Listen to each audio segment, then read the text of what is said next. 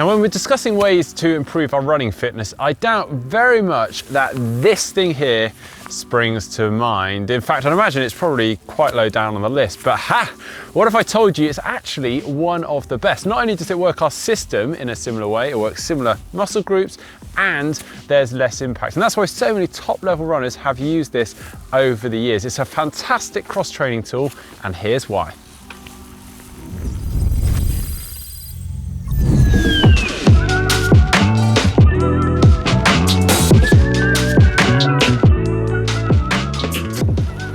Now, as runners, we can actually experience quite a lot of impact through our legs. So in fact, a typical runner can experience up to 3 times their body weight with each step. Now let's think about that for a second. I'm 73 kg. That means that I could experience up to 219 kilograms through one of my poor legs. Yikes. Now, because of that, many people do experience some injuries from running during their life. And that means they could have a period of time out from running. But fortunately, cycling is non-impact, so it allows us to maintain some of this fitness for our running. But why stop there when you could actually continue to keep some cycling in your weekly routine? Obviously, for triathletes, we do this anyway, but for some pure runners out there, you could actually replace one of your easy runs with a cycle workout with less impact, so helping to prevent injury, or as an extra workout. Now, if you're training to run long distances, then you need to have a good aerobic base. And typically, this is where we look to long runs for this, which you should certainly continue to keep doing. But building on our last point, this is also where cycling is fantastic, because we can rack up a serious amount of time while cycling when compared to running because of this less impact. So suddenly 3 to 5 hours on the bike is possible, whereas typically you wouldn't do anything close to that when running, but it's still helping to improve this aerobic capacity. And this is actually why triathletes quite often annoy their running friends who run far more than them, because their cycling is helping to improve their running fitness too.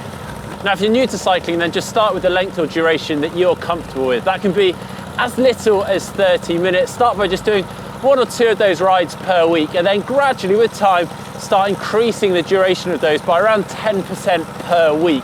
And before you know it, you'll be up to 3-hour rides and more.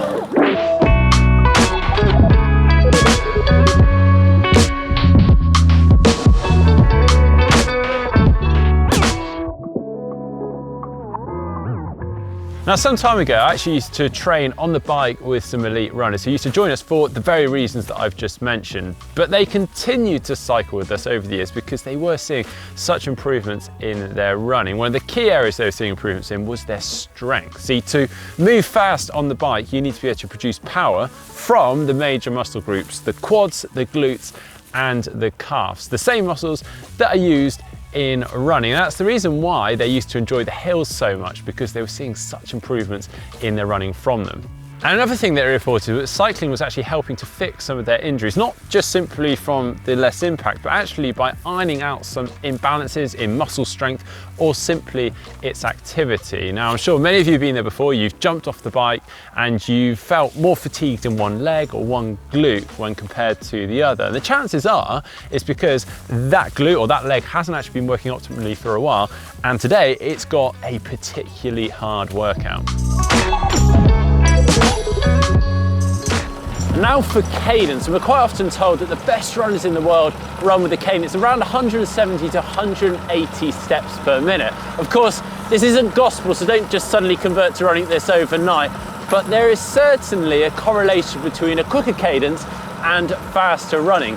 It's just more efficient. And naturally, many of us actually have a longer, slower cadence when running, which can be quite laboured and inefficient. But a good way of working on this is with our cycling. So you can look to include one bike workout per week that specifically focuses on cadence, where we're looking to hit around 100 to 110 reps per minute. And actually, if you need to drop down into your small ring, that's absolutely fine, but try to keep the effort level the same whilst you're doing that. So in this workout, maybe start by doing around 5 minutes at this higher cadence, then a few minutes off, just as your normal cadence, and then repeat a couple more times through. And then with time, as you get more comfortable with it, you can start increasing the duration of that higher cadence.